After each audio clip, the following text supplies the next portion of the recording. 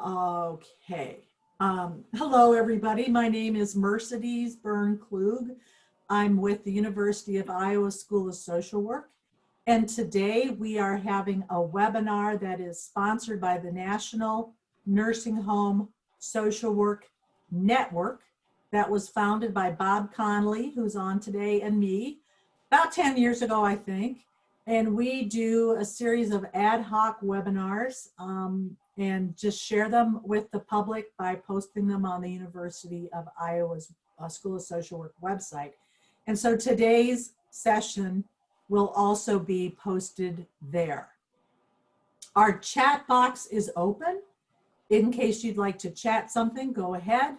After the presenters finish their formal comments, then we will also open it up for questions. But if you have a question along the way, go ahead and put it in the chat box, or you're welcome to wait until later. So whatever you're comfortable doing. Today's webinar is looking at the issue of resilience in the long-term care setting and how we can influence resilience by the way we handle our social interactions. We have two wonderful presenters today. We have Dr. Roberta Greene, who is a retired social work professor. She spent her last part of her career at the University of Texas in Austin. She has done a lot of writing on resilience, including books and numerous articles, and she has really taken the topic of resilience and braided it into social work very, very well. We also have Nicole Dubas with us. She's an associate professor at San Jose State, and she's a licensed clinical social worker in California and also in Massachusetts. So they're gonna start out today and kind of go between the two of them back and forth, and then we'll just go from there. We'll see how the whole thing goes. But we welcome your comments. We welcome your questions in the chat box. And then when the presentation's over, if you have something to say, you can unmute your mic. But other than Roberta and Nicole, I'll ask everybody else to mute during their presentation. So take it away. Okay, thank you very much. And just to reiterate, we really are interruptible. So if you have a thought or a question, put it into the chat and we're gonna address them. All right, Roberta, do you want to set us off and let us know? I do. I want to give a plug for human behavior, my lifelong teaching area, because human behavior assumptions lead the way in practice, and that's what we're doing today, long-term care resilience. So thank you all for joining us, and we hope we'll have some very good questions as we end the more formal presentation. All right, so people talk about resilience. So what can you tell us about resilience? Okay, there's a lot going on with that word, a lot of different ideas. Some are on target, some are less so. And we've taken this term from physics, where it's the ability of materials to return to a previous form, just like you've shown us with the bouncing ball, okay? Another way of looking at it in our next slide, in the popular culture, we'll go back that way. Hold on. Is the capacity to recover quickly from difficulties. It gives the message that you've got to be tough, that you have to just push ahead or tough it out. You'll just bounce back. You'll just bounce back, or some people think if you just stay calm, you're resilient. Okay, let's see what science is saying about it, okay? And I really have been looking at my notes over and over again. This is a short kind of good idea to put on the PowerPoint. But there's a growing consensus that resilience is people's natural response to disruption brought about by stress or risk. It's an attempt to regain competent daily function or to keep it and maintain it. And it's a lifelong process in which people and systems, we're going to keep coming back to systems, attempt to balance both risk and protective factors. So what will our residents have in the way of risks, and what will be their protective factors? And So- our practice surrounds that. Roberta, I'm thinking of looking at the picture, and I'm thinking about risks and stressors, and I'm thinking about, obviously, you know, they don't have any dirt, right? Or they don't have enough water, and they've got this small little crack to grow, but they figure it out how to create that path, how to adapt to the resources they have. And then the protective factors is that they do have, you know, sunshine. And so I see that as trying to understand, when you're looking at a person within their system, what parts of those systems are the risks that are creating greater risk for that person, and what part of those systems give protection. Okay, so the risks I want to point out, excuse me, in the pandemic is disconnection. It's being away from other people for the nursing home resident. It's feeling alienated, alone, without relationships. And we've denied visiting because, rightly so, I think, because of the things going on. So what can we do to tap this universal phenomenon that involves all families, diverse forms, groups, communities, and the larger ecological systems? Now that may sound like a lot for social workers who already have a lot to do, but we're going to be trying to come up with specific examples that can be embedded in daily routines. What other questions are you asking? Well, what have we learned from survival strategies that we already know about? From Jim Crow laws, from Holocaust survivors, from the Cambodian genocide. We've learned a lot about what those people did during the disaster and what they did to increase the protective factors in their environment.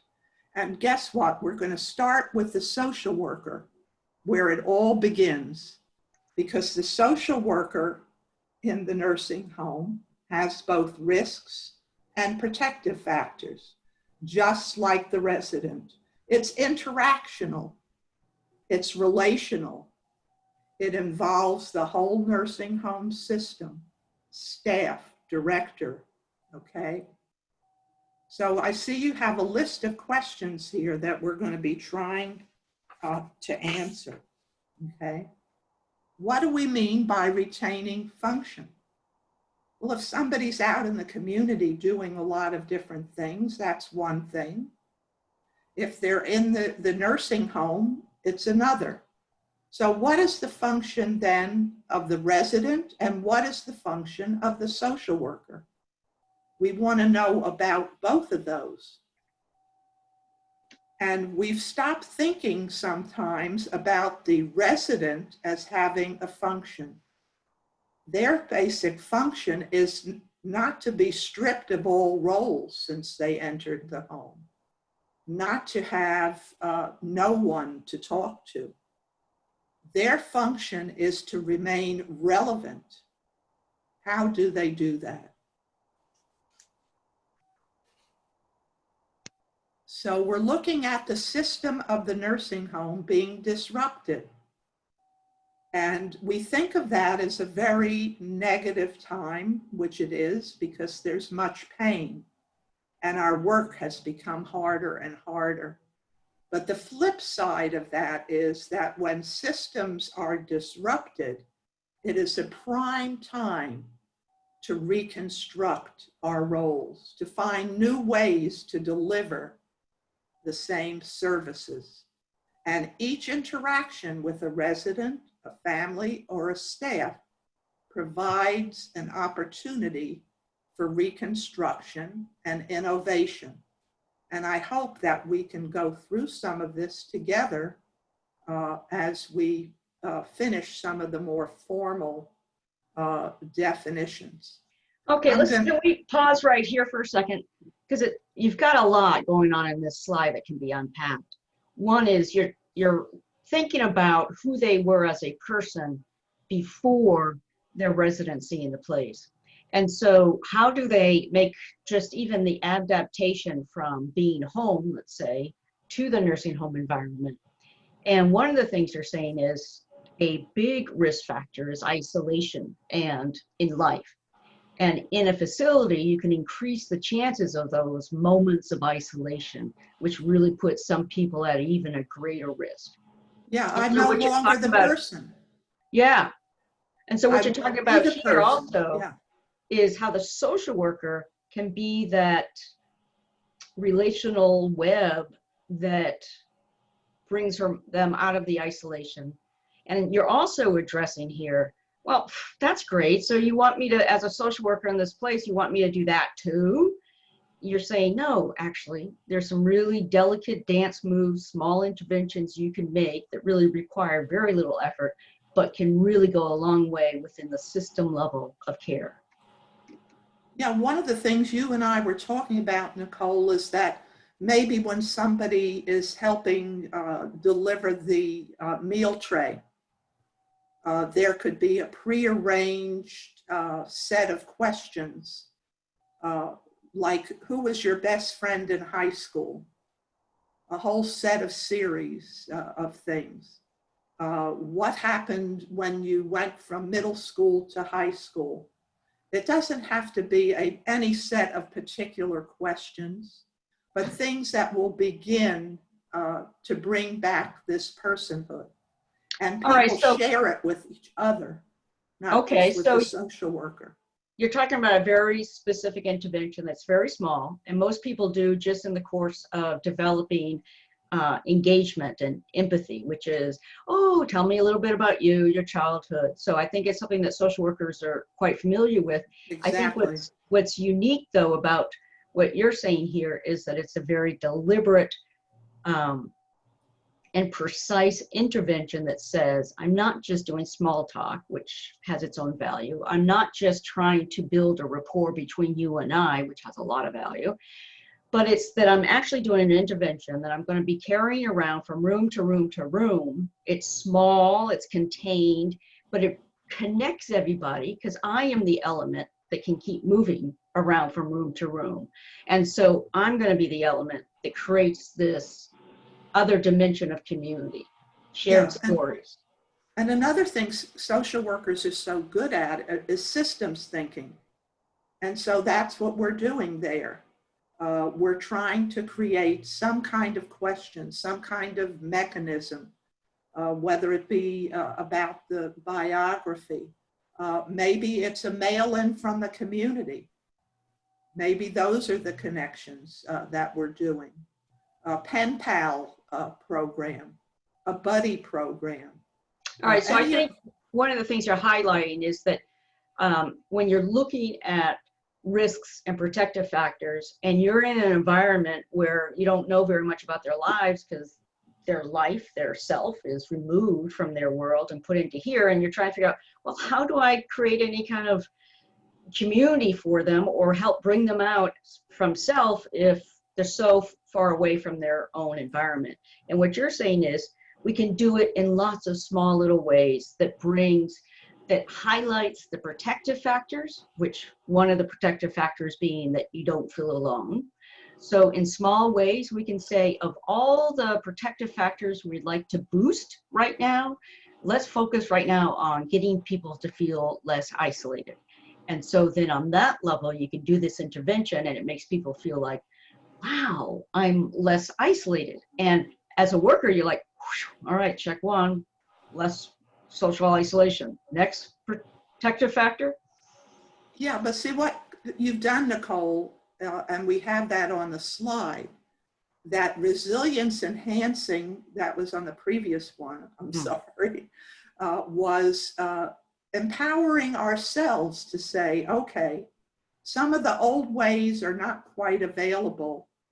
Is there another way I can still get this done? would it be meaningful for me to do that? So let's see what other questions you've written down for us to answer. Okay, hold on. Gotta find where I am. Okay, so we're talking about redefining the role, right? It circles around the same activity that we know about, social functioning, systems thinking, but we're doing it when the system is disorganized and we're helping them get poised for reorganization, even though we're doing small interventions. So the interventions are explicit for the social worker, and they're designed to begin to restore and keep relationships and connections going on in the home. We can invite many others in the home if they would wish. Did you know that Sally had a best friend who ended up going to the Olympics? Did you know that Jane had? And we are beginning to personalize these interconnections in the nursing home. And what I term it is creating a resilient communication network in the nursing home and hopefully with the community. One of the things I really appreciate about this slide is when systems are disorganized, they are poised for reorganization, which to me says, even in times of stress, and maybe more in times of stress, and you're feeling like it's overwhelming to try to meet the needs of multi-need clients, that this is actually a really rich moment for making small interventions make big outcomes. Yeah, not to be political, but we're watching now that we have disorganization in civil society in the US. That is not necessarily a bad thing because it's opening up a time when people are rethinking many of their ideas. This takes me back to a comment you made, which is that mindfulness is sometimes mistaken for being resilience.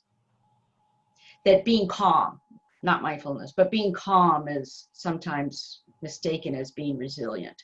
And what I think one of the things that you're reflecting with what's going on in our own world is that it's not the calmness that's bringing about this change.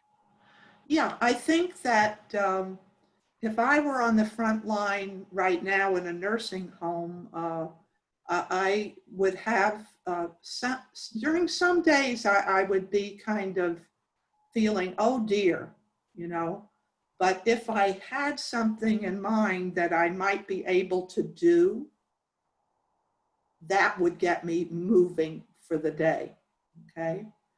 So I think maybe planning what you want to be saying or doing with a particular resident or a family. Maybe one particular family needs to have a grandchild be a pen pal with grandma. Maybe that person does need help cognitively writing something. And we can take a few minutes to do that.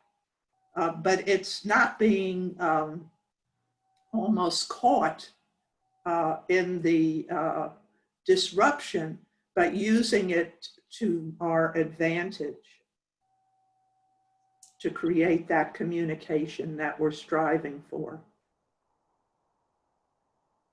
Well, we have successfully gone through all the questions I had for you. So now we can easily open up for thoughts and comments from others. And please do use the chat if you don't want to speak out, but we'd love to have you unmute and ask some questions. Nicole, if you'd like to stop sharing, then we could see if anybody is motioning as though they had a question or something. Okay. While people are getting their questions and comments together, I'll just toss out something. As the two of you were talking about the disrupted system, I'm thinking of two, in the disruptive roles, the resident's role is disrupted because of how the nursing home has had to respond to the threat of COVID.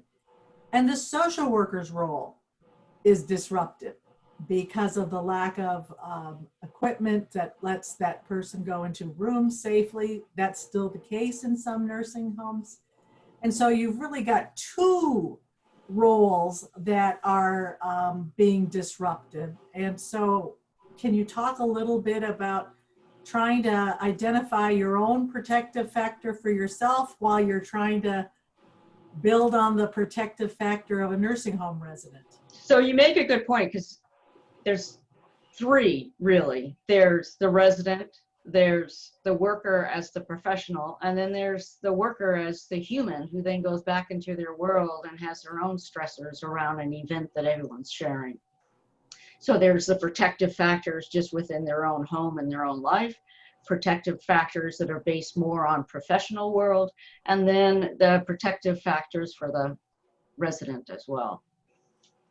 One of the ironies about this, and that's such a great question, Mercedes, because it's interactional, because it's relational, because it has to do with role, when my protective factors come into play, so do yours. Can I you need say to that be more? connected as much as you do. And you need to be connected as much as I do. So it's very frustrating, I have found, when I have a client and I say, oh, I'm just not connecting with that client. So when you connect, they connect. And it leaves you at a different place. I think you can use the same types of things within a family. Because there are all kinds of communication and organizational things in families, both our residents' families and our own families, that get disrupted simply because there's the pandemic or we're working in different ways. So some of these small things can be used there too. Roberta, I'm thinking about the setting now, right? So we've got, just on our own land, we have this cultural, political unrest. We also have this pandemic. We also have just system stressors that exist in nursing homes and skilled nursing facilities throughout, which is whether they're profit-driven, nonprofit, whether they have the resources, whether they're understaffed, and all of these factors get even increased during this time because we're in the pandemic and everything else. So can you help? I'm a social worker, I'm working with a client, I don't feel supported by the administration, I want to do some small humanizing interventions and I feel stuck and I'm overworked and nobody's getting hired. Well, I think we have to be aware of the large scale effect that these have. When we were looking at nursing home reform back in the day, in the 80s, and so many things seemed out of our control, we began using those as policy indicators, as community indicators, and we didn't see our roles as written in stone, but that which we could write ourselves. So I think that taking back some of our own power in the home is key to resilience. It's thinking about the future. What will this look like? Can we be part of perhaps things that should have been designed well before now? We had several weeks ago in one of our support groups, someone said, maybe when this is over, they'll realize that we are more important than just filling out unnecessary paperwork. Well, he was already reimagining what a resilient home might look like. Okay, so you're bringing up some really good resilient concepts. So the ability to see a future, the ability to feel empowered to do something about what's going on. What else? Again, that the need for community and being able to connect to others. Well, again, it's political, but we do have people in Washington who have promised that they will be keeping statistics, that they will be looking at what's happening in nursing homes. And maybe it's time that we band together to get some information further than ourselves. So what I'm also hearing is advocacy on a number of levels. Advocacy for myself as a professional, for my client I'm working with, and to really use political action to make some big changes. Yeah.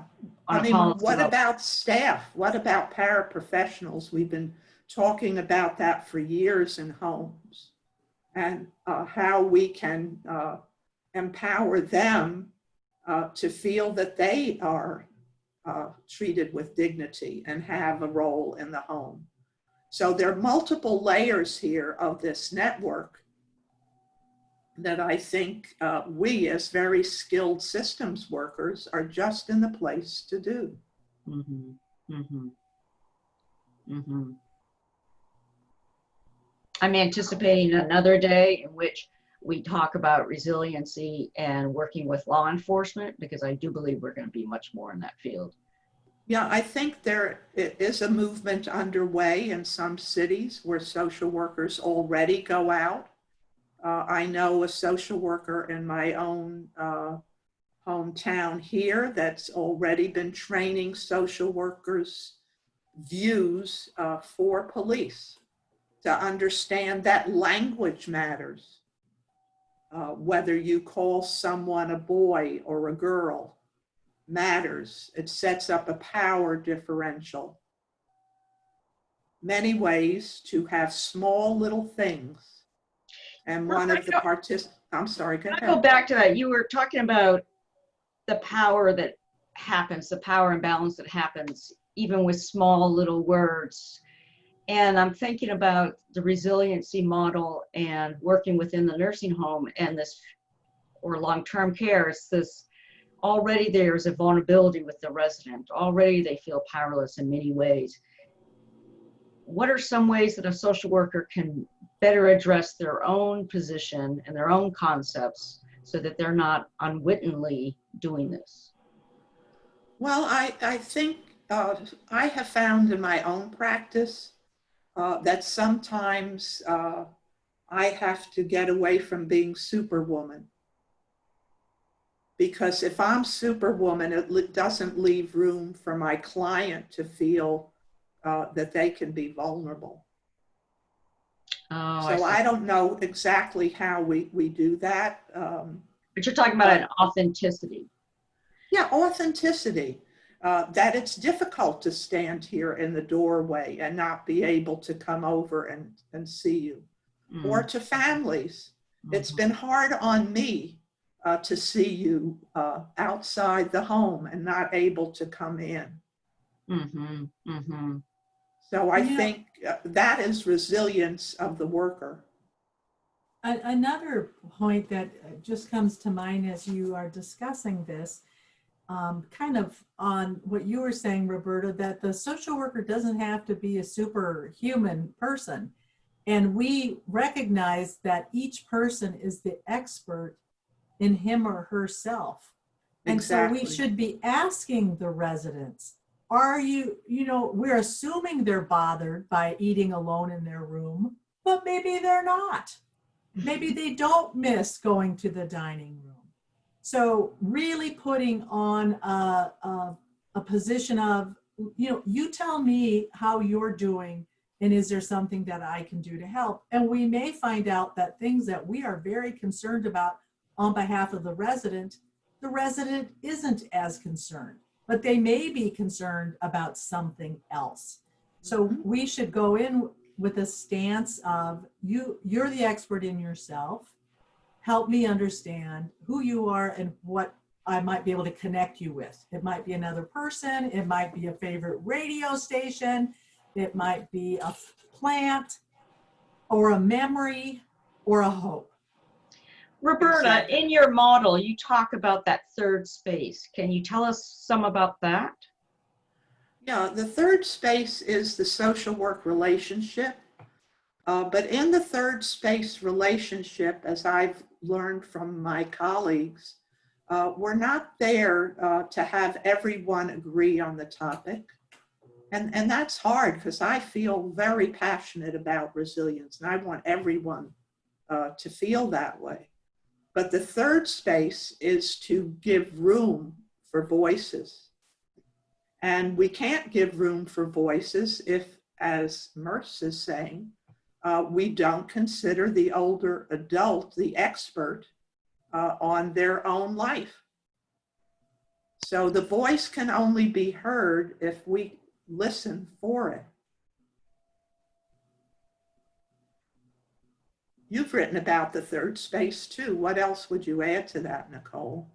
That to really be in that third space, you've got to be willing to enter into it, aware of your own experiences, your own assumptions, and being able to consciously listen and just enter into their world.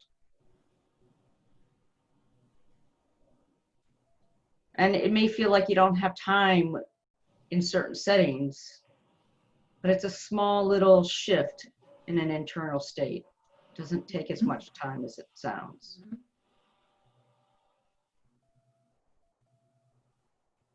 Any comments from folks who are listening in? Would you like to put anything in the chat box or just share, participate in the conversation? What has struck you as maybe an interesting idea or a different way of thinking about things? Or what do you have to add to the discussion that's going on?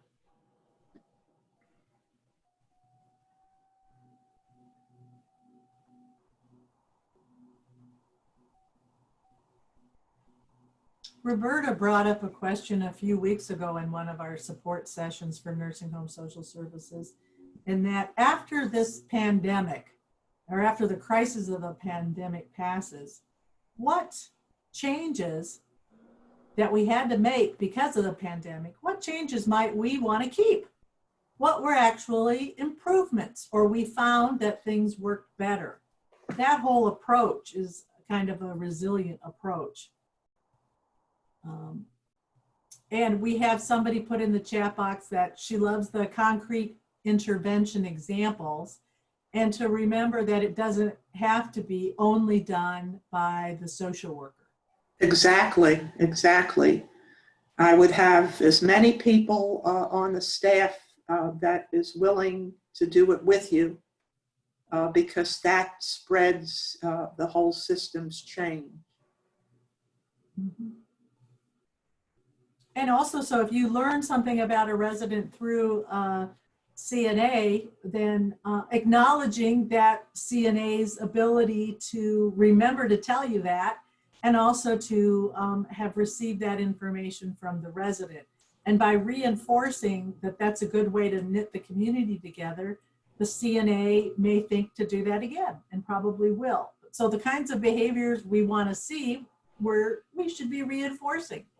And our certified nurse aides are doing so much wonderful work at the bedside that one way we can be of service is to recognize the hard work that they're doing. Because if it's not somebody right there in the system, they might not get the recognition.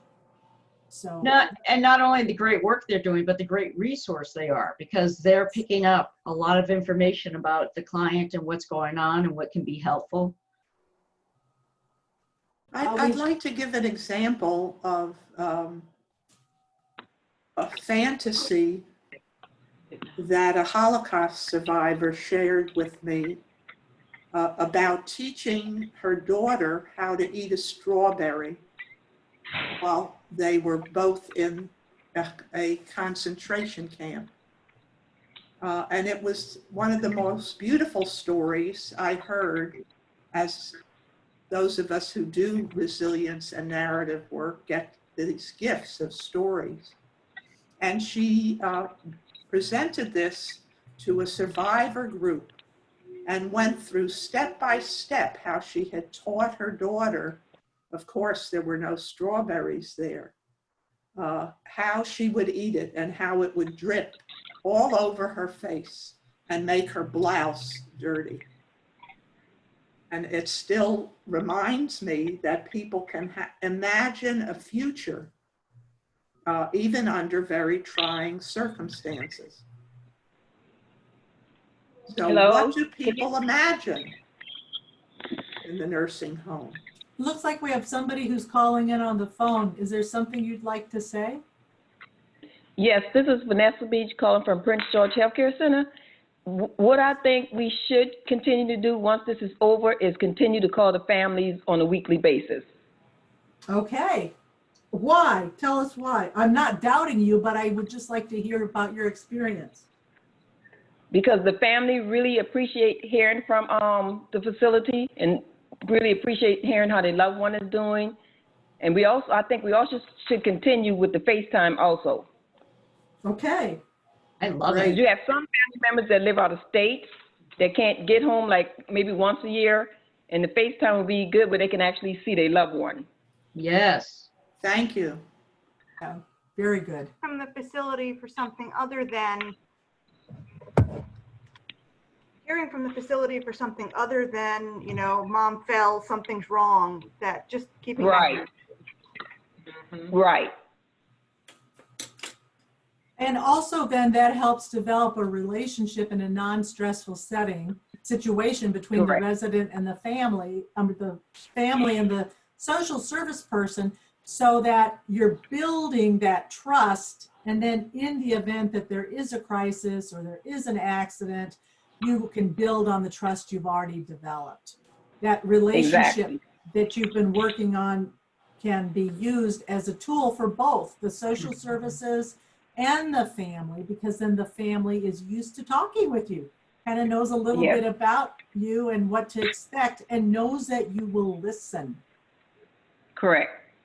And if people don't think they're going to be listened to, why would they bother to talk? You know, why would you waste your energy in talking if you don't think anyone's going to pay attention? So you've already built up this rapport that, yes, you do listen. Boy, that's an amazing resource for everybody. Right. And makes your job more fun, I bet, too. Would you say, Vanessa? Yes, ma'am. Exactly. Because I love to get to meet my family members and know about them. Mm-hmm. I've often thought that, you know, so many family members visit in the evenings and on weekends, but we don't always have social workers there, right? So there's this whole part Correct. of our resident that we don't understand if the social workers aren't also covering some evenings and weekends when many family members are there. Right. But we do work weekends here. Oh, do you? The social workers do? Yep. Okay. Yes, ma'am. Very good. What do you like about being a social worker, Vanessa, in a nursing home?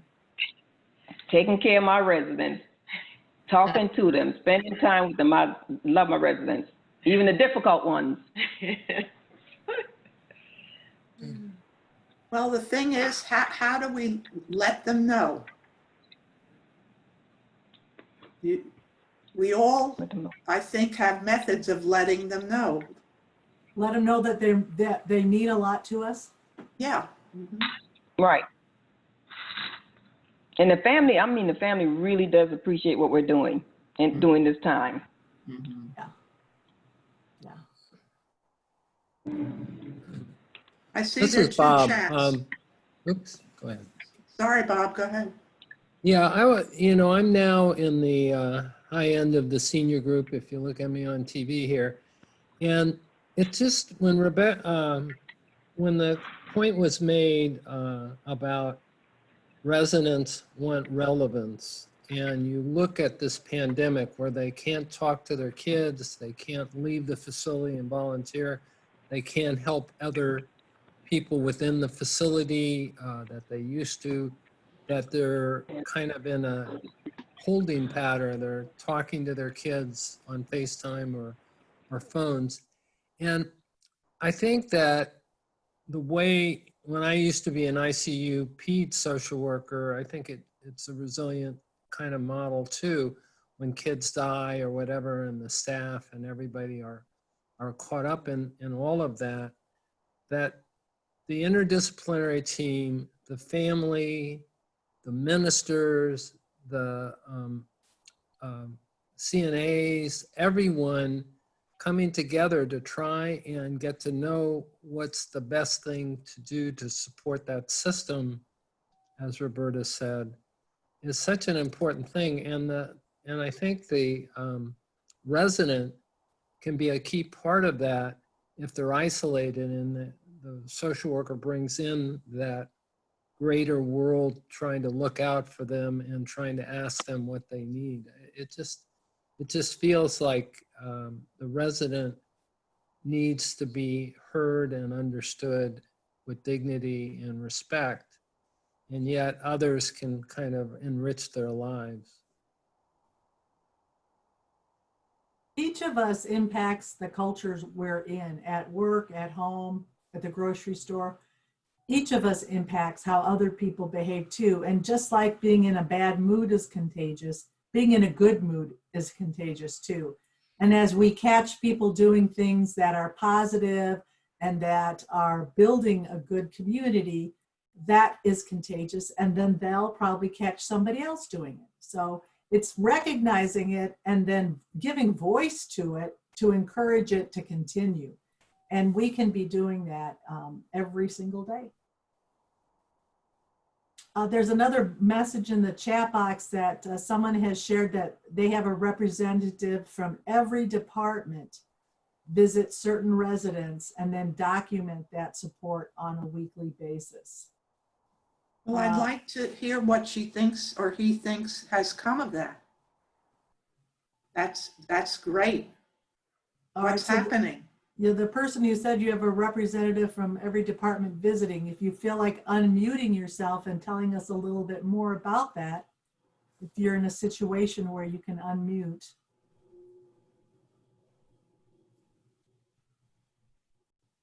This is Vanessa again from Prince George. We Yeah. also have that system in place where we contact the family. All department heads have a list who you contact the family every week to let them know how their loved one doing, let them know we don't have any COVID cases in the building. Oh, so the whole department, all the department heads are chiming in with this. Oh, Good. yes, ma'am. Ma'am. What I'm hoping is that they take Roberta's example, like part of the team discussion is there a small intervention that all staff can be a part of for our residents? So if it was, they were going to ask everybody questions about what positive things have come from this pandemic, that every staff member is aware that this relay system of conversations will be happening. Yeah, and somebody else put in the text box, from this pandemic, we've learned to become more of a team, and we're learning so much from each other. I hope that will continue, because our residents and families are so appreciative of our care as one big family. That's really beautiful. And one of our participants said she isn't able to join the conversation because she doesn't have a speaker. It was Teresa who was talking about the yeah, she doesn't have a speaker, so she'll just continue putting stuff in the chat box if she'd like to. She said that the system has helped the department heads build rapport with the families.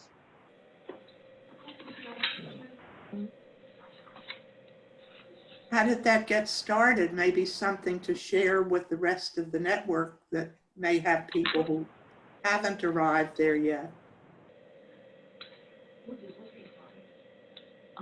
So siloed provision of care is a risk that all settings have.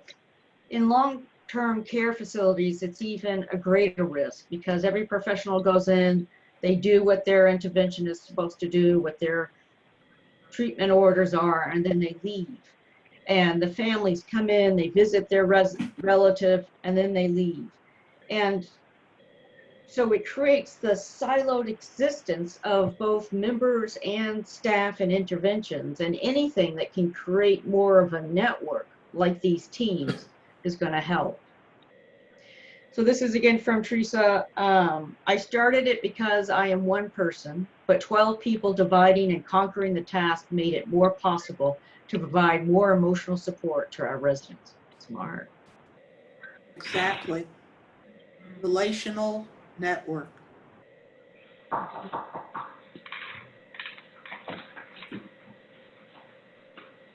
Other comments or questions? Anything anyone would like to share? There might have been a new chat. I'll check that and see. I think we've gone through the chats. Yeah.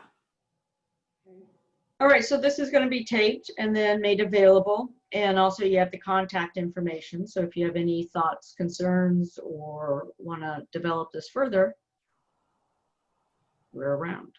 Yes, thank you for being part of the session today. And if you continue to have good ideas, go ahead and share them with the rest of the listserv. Put it in the listserv. It doesn't have to be elaborate. 1 sentence, 2 sentences, and it encourages us to build on good ideas that can start anywhere. So thank you so much for joining us. I want to thank Roberta Greene and Nicole Dubos for being our wonderful presenters today and giving us concrete examples of how the way we do our social interactions in the long-term care setting can really help build resilience. Take care, everybody. Bye-bye. Okay. Let's see what 7 and 8 in the chat room were before we